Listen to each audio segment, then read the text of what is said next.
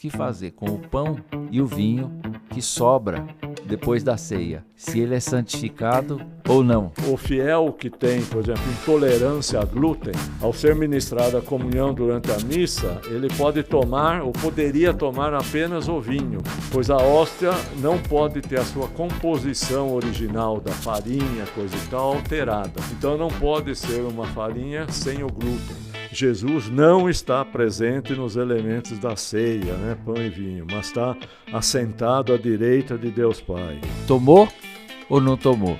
Não, eu fui até lá, mas porque eu tenho problema com glúten, eu não comi.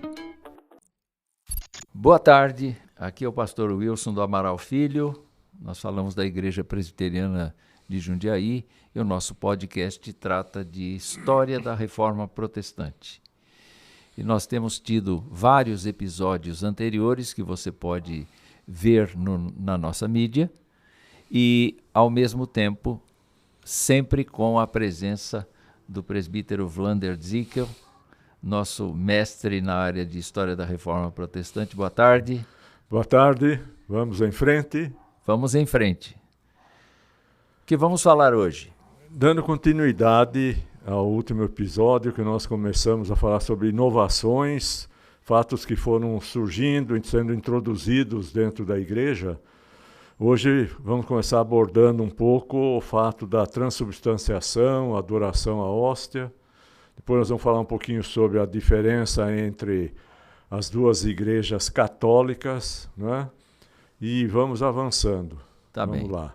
Vamos em frente. Tá. Bom, primeira coisa aqui dentro do item, para quem tem a apostila nossa aí, o item D4, né? A adoração, a hóstia e transubstanciação, já começando a considerar que para a Igreja Católica o pão e o vinho representam efetivamente o corpo e o sangue de Jesus, né? E que essa transformação dos elementos ela ocorre durante a cerimônia, né, o que é chamado mistério, milagre também, da transubstanciação, ela ocorre durante a consagração dos elementos, que é feito na preparação para a comunhão dos fiéis. É chamado também de Eucaristia. Sim. Tá? Esta forma de tratar a ceia do Senhor, a Eucaristia, ela foi mais tarde objeto de muita discussão entre luteranos e reformados suíços, não é verdade? Sim, entre a turma de Lutero e dos suíços capitaneadas por Zwinglio, Ulrico Zwinglio. Isso. E nós vamos falar disso mais adiante, não é? Sim, sim. Ah, que bom. Na hora que falarmos sobre o Tratado de Marburg, e os 15 artigos que foram para formar como que uma constituição a respeito do que seria, então, o luteranismo, né? Ou Sim. seja, já avançando para o protestantismo. Certo. Tá. Esta época em que nós estamos falando da adoração à hóstia e da transubstanciação, ocorre a partir de quando, mais ou menos?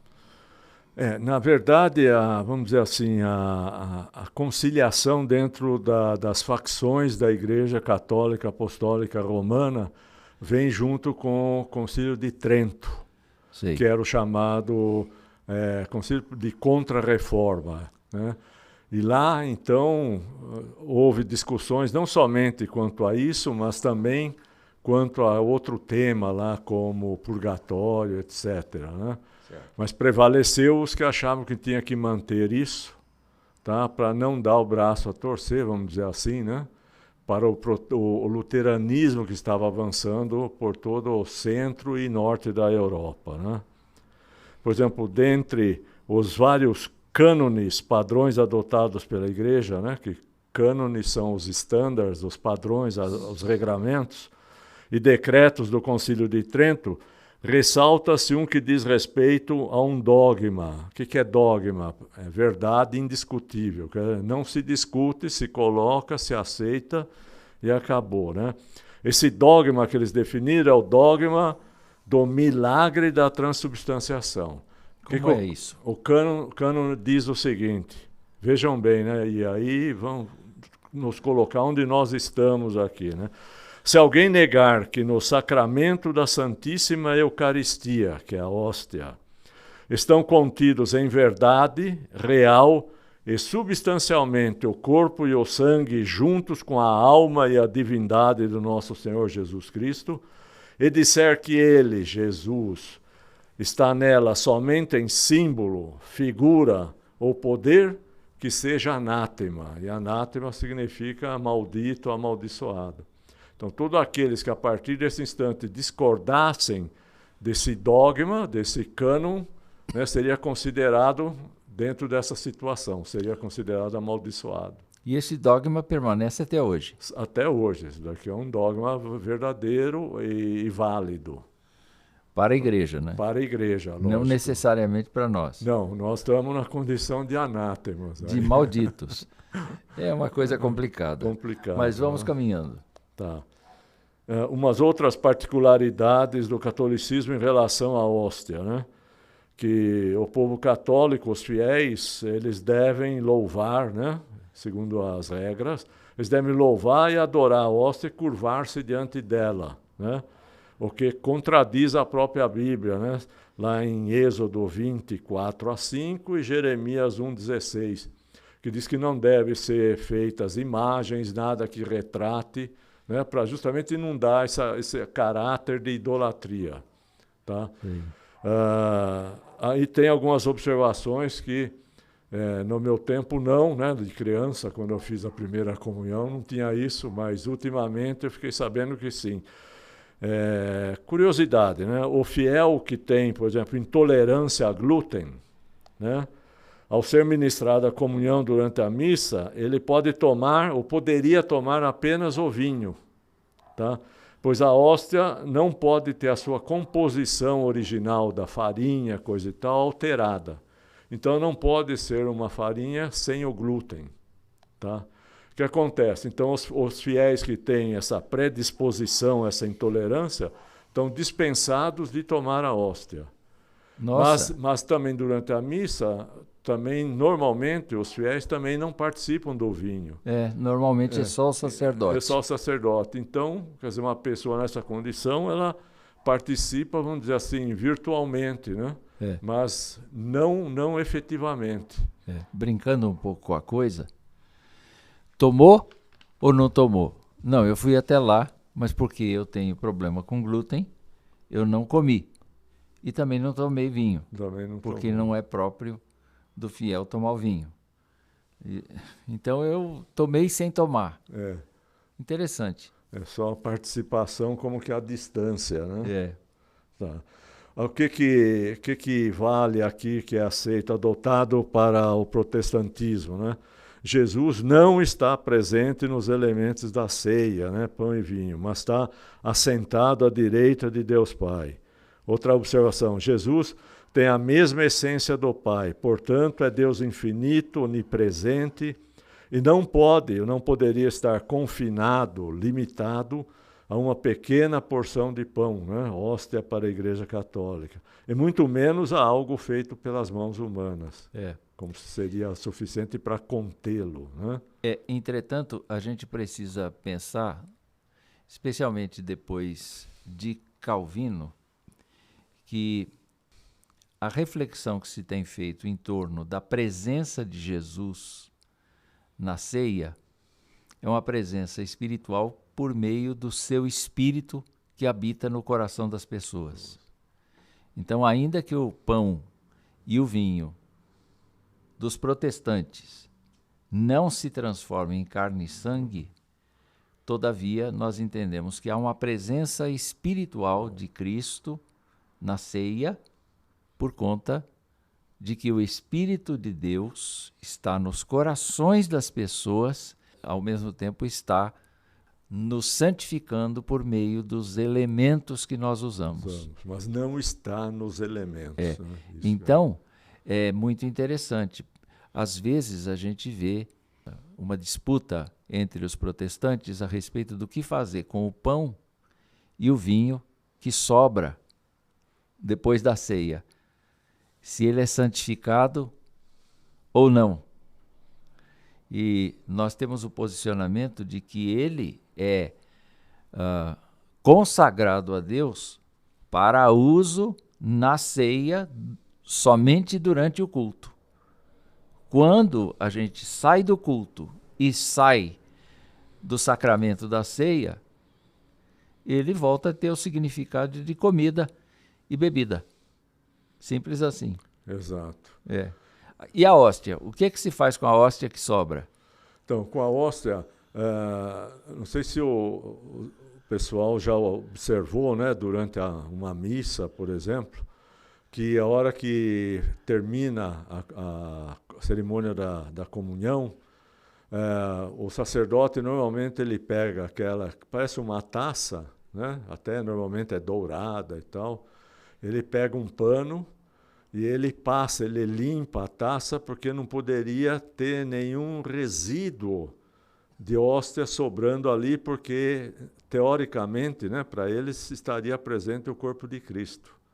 Então, até onde eu sei, não é jogado fora isso daí é separado e se mantém, né? E se sobram as hóstias, porventura, eu imagino que elas sejam guardadas, né? Quanto a esse ponto, eu não me aprofundei tanto assim. Não, nem se preocupe. Mas este é um ponto específico. Se eu tenho como meu dever louvar e adorar a hóstia, ela não é um elemento comum do cotidiano da gente. Ela é um elemento presente no sacramento. Exato. Então ela continua presa ao sacramento depois que tudo acaba. Enquanto que para nós não. Não, exato. O elemento é fundamental e consagrado a Deus durante o sacramento. Mas terminado o sacramento, a celebração do sacramento, volta a ter uso comum. Inclusive, se uma pessoa tiver fome, nem sendo crente, pode comer aquele pão e beber daquele vinho, porque Sim. ele não tem significado, porque não está dentro do culto e não foi utilizado por uma pessoa professa, né? Sim. Inclusive, era uma coisa que, quando eu tinha os meus 14 anos, eu estava no Colégio Divino Salvador, e tinha um amigo que, inclusive, já faleceu, Vicente Rossi, não sei se alguém chegou a conhecer. Ele vem da família do cardeal Dom Agnello Rossi, que chegou ao cardenalato em Roma, né? E o que a gente fazia, né? A gente ia na igreja, ia até atrás do altar lá, tinha uma maquininha que fazia como uma pequena prensa, que fazia a hóstia, né? E ele falou, vamos lá, Vlander, vamos comer algumas hóstias. Eu falei, mas dentro da minha formação, eu falei, mas isso não pode, porque não é o corpo de Cristo e tal. Falou, não, o corpo de Cristo só vale depois que está feita a cerimônia, né, como se fosse benzido e tal. Então, enquanto está nesse estágio aí, farinha e nós podemos comer. Agora, depois não, depois que vai, daí a gente não pode mais. Eu sempre relato isso para o pessoal, né, nas classes, para ver a consideração, né, até onde chega, né, toda essa discussão. Bom, sobre o celibato sacerdotal, só rapidamente falando, onde que ele se aplica? Bom, nós temos que considerar a existência, quando falamos em catolicismo, de as duas igrejas católicas. Igreja Católica Apostólica Romana, também chamada de Igreja Ocidental, e Igreja Católica Ortodoxa, chamada também de Igreja Oriental. Tá? Onde que o celibato ele é hoje em dia totalmente solicitado e obrigatório. Seria na Igreja Ocidental, na Igreja Católica Romana. Tá? E na Oriental, seria necessário o sacerdote ser casado? Não. Ele ser solteiro? Não. Ele é livre, ele pode escolher. Ele pode ser casado, constituindo família, ou ele pode permanecer celibatário ou solteiro. Só que, na Igreja Oriental ou Ortodoxa, se alguém pretende subir de posto, vamos dizer assim, se alguém pretende se tornar bispo dentro da Igreja Ortodoxa, aí sim ele obrigatoriamente tem que ser solteiro, não pode constituir família. E como é que é feita a escolha dele? É feita através de uma eleição na qual participam somente os sacerdotes que se mantiveram solteiros. Entendi. Os sacerdotes casados não podem nem votar para alguém ser elevado ao cargo de bispo. Quer dizer, o casamento é uma válvula de escape, né? Se o sacerdote não tem interesse de se promover dentro da estrutura da igreja isso. E tem um coração voltado para constituir família, ele pode. Aí sim. Não tem nada a ver com o nosso estudo de agora, mas quero colocar você contra a parede. Sabe alguma coisa a respeito dessa questão na Igreja Católica Apostólica Brasileira? Da Igreja Católica Apostólica Brasileira, eu sei que os padres podem ser casados e constituir família. Porque eu também sei disso. É.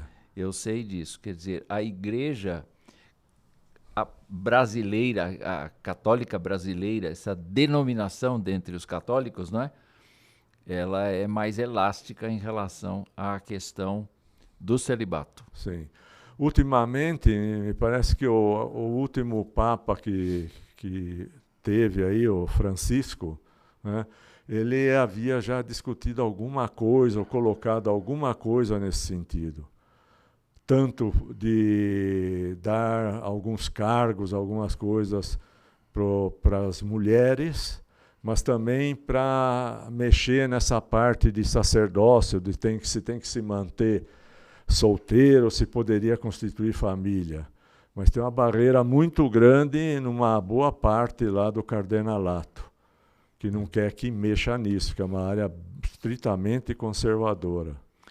Mas há uma dificuldade muito grande, né? Talvez ele tenha pensado nisso por conta do fato de que muitos padres incorreram em relações íntimas com pessoas, né, da comunidade.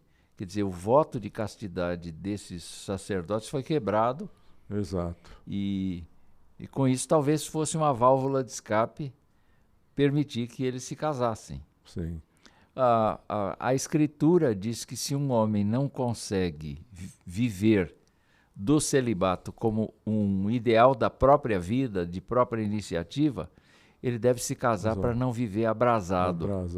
Tem essa passagem. Porque assim ele não cai nas ciladas do diabo, né? Exatamente.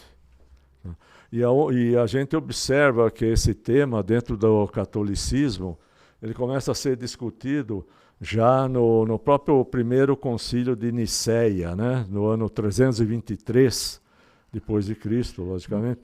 Decretou mais de um milênio antes. Decretou que todos os membros do clero estavam proibidos de morar com qualquer mulher, com exceção da mãe, irmã ou tia.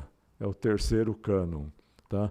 Também tem interesse, como é interessante, tem uma carta, né, que é aqui em latim, é Directa Decessorem, ou Decessorem, eu não sei o latim, né? Mas é algo como direto ao precedente ou antecedente, é do bispo do Cirício, na verdade era o Papa Cirício que ele mandou para o bispo Imério de Tarragona, né? Sei. Veja só, 10 de fevereiro de 385. Vê como eles tinham noção do problema mesmo. Ele disse o seguinte, mandou a carta. A carta diz o seguinte: chegou ao nosso conhecimento que muitos sacerdotes de Cristo e levitas, pouco tempo depois de sua consagração, geraram prole, quer do próprio matrimônio, como também do coito torpe. E se defendem das incriminações com a desculpa de que no Antigo Testamento se lê que ao sacerdote e aos ministros é concedida a faculdade de gerar. A essa argumentação o Papa opõe. Por qual motivo se mandava aos sacerdotes, no ano do seu ministério, que habitassem no templo, longe até de casa? Sem dúvida, para que não pudessem ter encontros carnais, nem mesmo com as esposas, para oferecer a Deus um dom agradável no esplendor da integridade e da consciência. Por isso também o Senhor Jesus, tendo nos iluminado com a sua vinda, afirma no Evangelho, ter vindo para completar a lei e não para abolir. Por isso, quis que a figura da igreja, da qual é o esposo, emane o esplendor da castidade, para que no dia do juízo, quando virá de novo, a pessoa se encontrar sem mancha nem ruga. Todos os sacerdotes e levitas estamos ligados pela lei indissolúvel dessas disposições, para que desde o dia de nossa ordenação entreguemos tanto nossos corações como nossos corpos à sobriedade e à pureza para agradar ao Senhor nosso Deus nos sacrifícios que diariamente oferecemos. Eu fico pensando no seguinte, que atribui-se a Pedro a posição de primeiro papa. E ele era casado. Como é que fica? Se o primeiro papa podia ser casado, por que os outros não podem? Bom, mas essa é uma discussão para um outro episódio, porque agora vamos dar uma folga aqui ao presbítero Vlander. Ele está com um pouco de tosse ali, não é? E nós estamos terminando esse episódio. Nós agradecemos você por estar conosco até agora e nós desejamos que esta conversa lhe abra os olhos para ver como a humanidade se comporta em relação à religião.